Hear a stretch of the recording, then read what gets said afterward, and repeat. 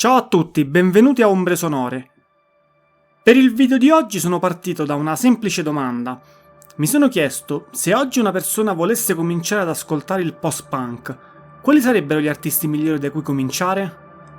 Nel video di oggi vi porto i miei 7 nomi, quelli che secondo me sono perfetti per cominciare ad ascoltare questo genere. Innanzitutto una precisazione.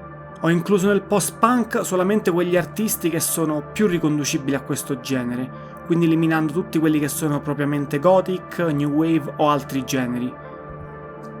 Anche all'interno di questi 7 nomi ce ne sono alcuni che sono al confine tra diversi generi, ma ho preferito includerli in questa lista e poi vi spiegherò il perché.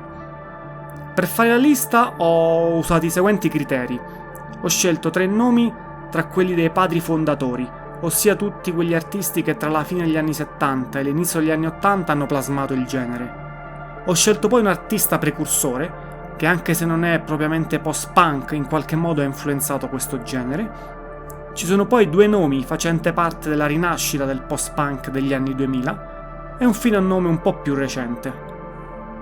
A questo punto direi di cominciare subito la lista partendo dal primo. Il primo nome probabilmente è il nome più conosciuto del post-punk, e sono i Joy Division.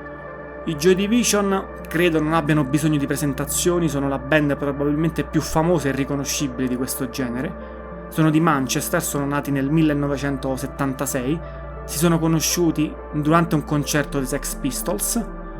La loro storia è anche costellata di una tragedia, che è quella della morte di Ian Curtis. Dopo la sua morte i restanti membri hanno continuato come New Order, modificando leggermente le loro sonorità passando verso sonorità più elettroniche e new wave.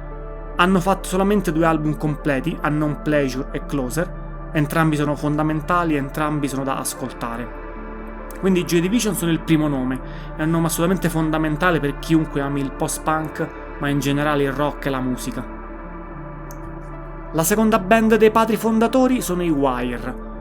I Wire li ho scelti perché sono in qualche modo i maestri del minimalismo post-punk.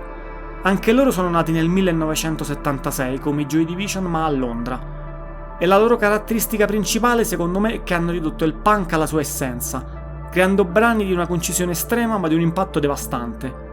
Un esempio è il loro capolavoro, che è l'album Pink Flag del 1977, sono ben 21 tracce in 35 minuti. Altri 2 album meritevoli sono Share Missing e 154, che secondo me completano la loro trilogia perfetta. Per questo secondo nome ero indeciso tra loro e i Gangs of Four, che in qualche modo rappresentano la parte più politica del post-punk. Alla fine ho preferito mettere i Wire perché secondo me hanno avuto un impatto un po' più duraturo rispetto ai Gangs of Four.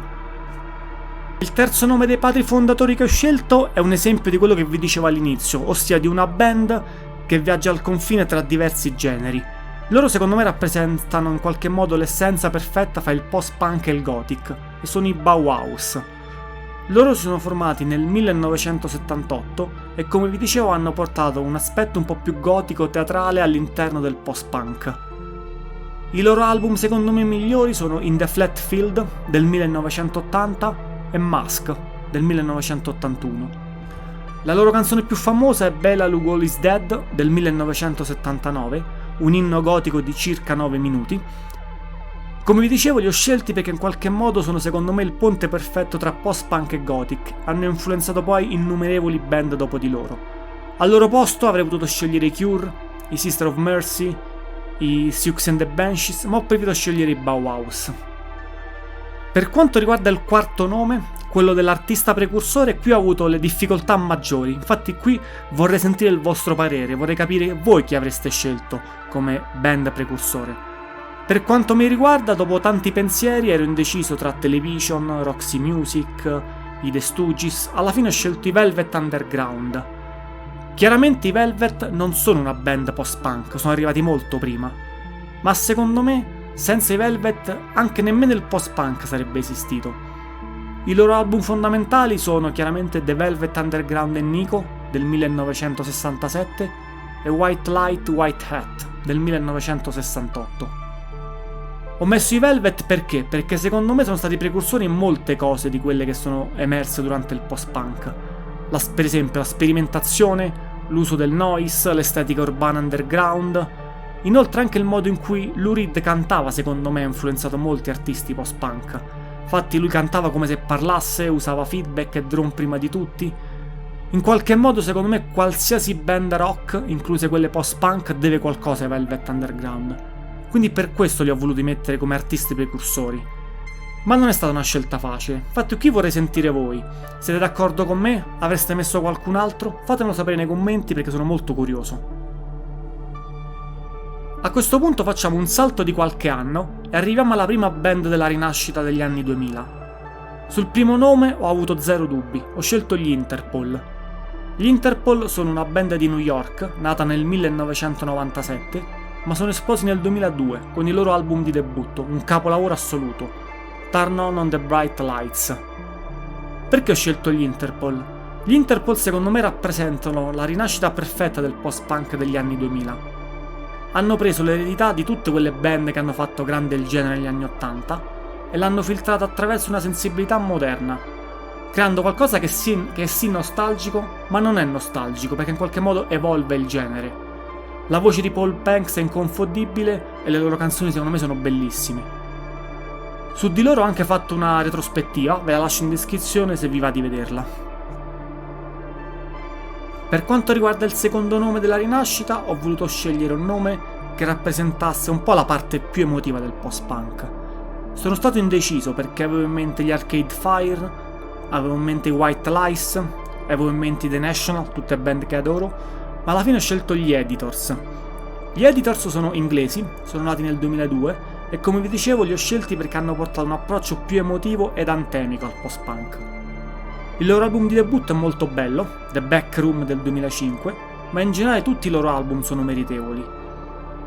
Loro, come vi dicevo, rappresentano la parte un po' più emotiva del post-punk. Hanno preso l'intensità del post-punk classico anni 80 e l'hanno reso accessibile ad un pubblico più ampio, senza però tradire le basi del post-punk. Inoltre la voce di Tom Smith è veramente bella, le loro live sono veramente forti, ve li consiglio, quindi secondo me sono un nome perfetto da cui cominciare. Per quanto riguarda l'ultimo nome, il nome più recente, ho scelto i Fontaines DC. Loro in qualche modo secondo me possono essere il futuro del post-punk. Loro sono irlandesi, fanno parte di tutta la corrente irlandese che negli ultimi anni sta sfornando ottime band, tra cui gli Shame, gli Idols e appunto i Fontaines DC. E loro secondo me hanno portato una freschezza veramente incredibile nel genere rock e nel post-punk. Anche loro come gli Editors hanno sfornato tutti album secondo me meritevoli di essere ascoltati e la cosa che mi piace veramente di loro è che in qualche modo fondono perfettamente tutti gli elementi più propriamente punk con quelli post-punk. Infatti anche ascoltando i loro dischi noterete che inizialmente partono più punk, ma negli ultimi anni si stanno evolvendo verso sonorità post-punk.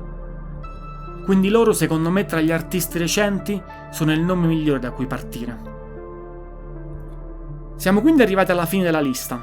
Ora a questo punto vorrei chiedervi a voi, siete d'accordo con i miei nomi? Avreste scelto qualcun altro? Fatemelo sapere nei commenti che vi rispondo molto volentieri.